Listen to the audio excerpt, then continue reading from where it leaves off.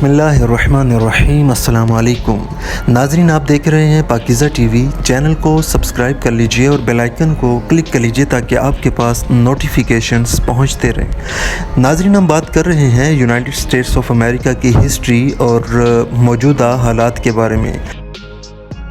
اگر ہم United States کے خارجہ تعلقات اور فوج کے بارے میں بات کریں تو امریکہ کا دنیا بھر میں وسیع معاشی، سیاسی اور فوجی اثر ہے، جس کی وجہ سے اس کی خارجہ پالیسی دنیا بھر میں مباحثوں کا ایک پسندیدہ موضوع ہے۔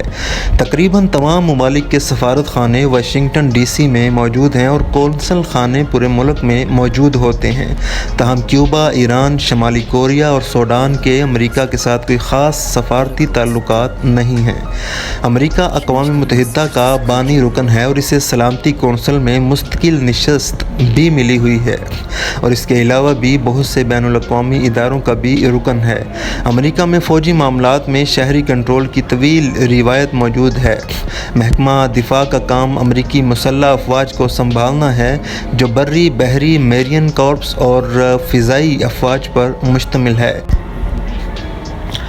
ناظرین، امریکی فوج میں 14 لاکھ افراد خدمات سر انجام دے رہے ہیں اور کئی لاکھ مزید افراد ریزرو اور نیشنل گارڈز کی صورت میں موجود ہیں۔ فوجی خدمات سر انجام دینا ایک رضاکارانہ فعل ہے، تاہم بعض اوقات عام اعلام بندی کے احکامات بھی دیے جا سکتے ہیں۔ امریکہ کی فوج دنیا کی سب سے زیادہ طاقتور فوج ہے۔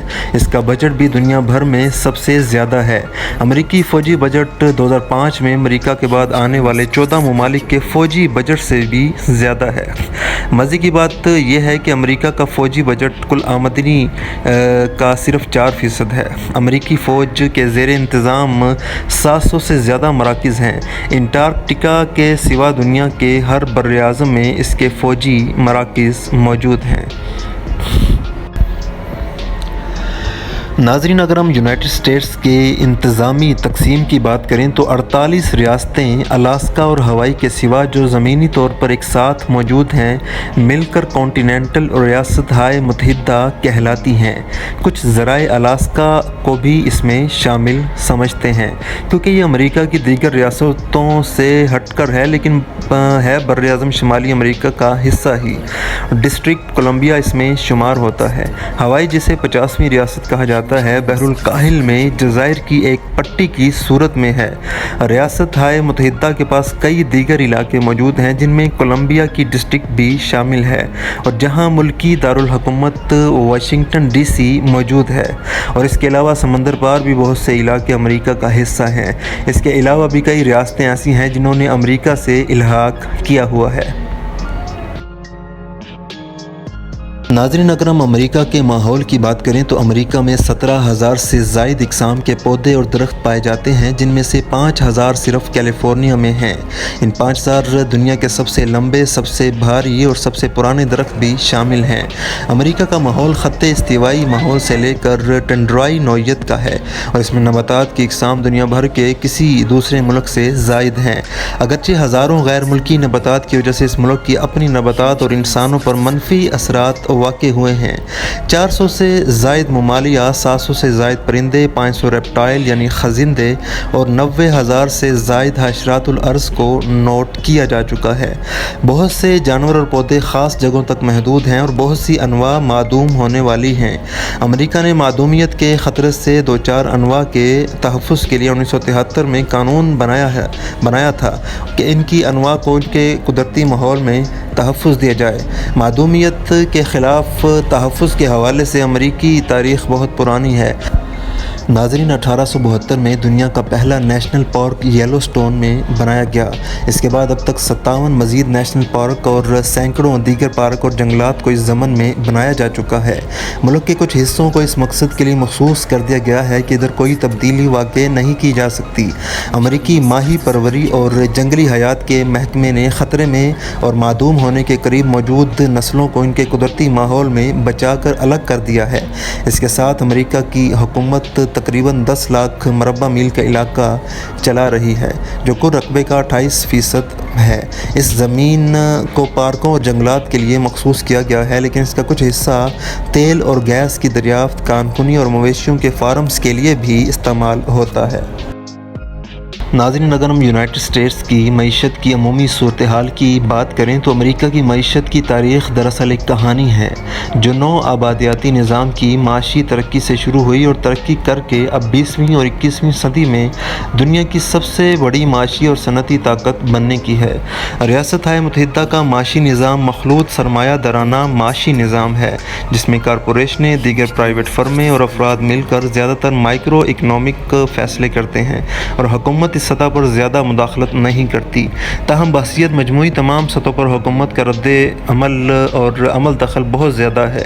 ریاستہائے متحدہ کے زیادہ تر کاروبار اور تجارت کارپوریشنیں نہیں ہیں اور ان کا کوئی پے رول نہیں ہے بلکہ وہ ذاتی ملکیت ہے۔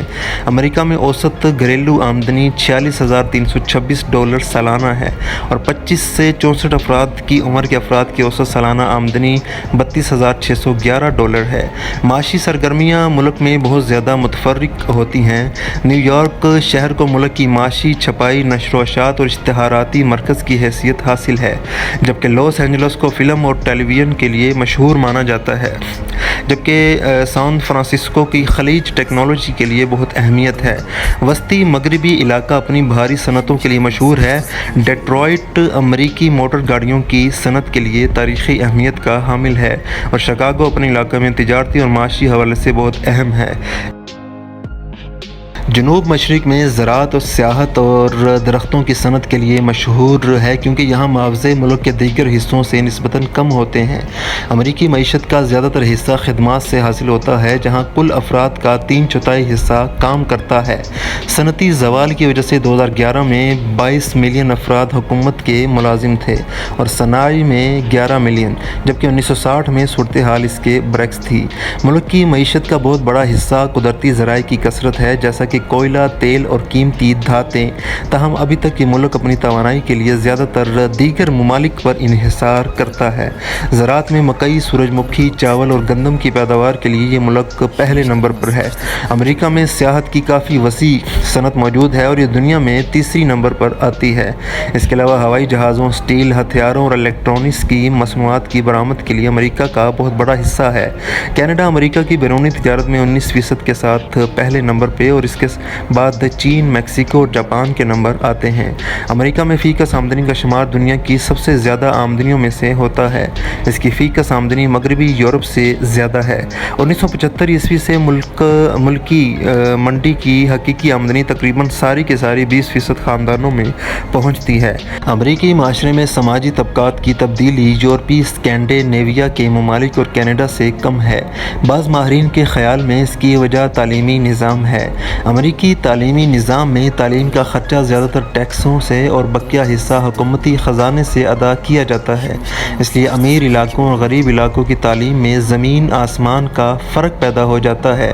ایک سابقہ فیڈرل ریزرو بورڈ کے چیئرمین ایلن گرین اسپین کے مطابق یہ آمدنیوں کا یہ فرق اور لوگوں کا معاشی ترقی کرنے کی کم ہوتی ہوئی رفتار بالآخر اس پورے نظام کو زمین بوس کر دے گی۔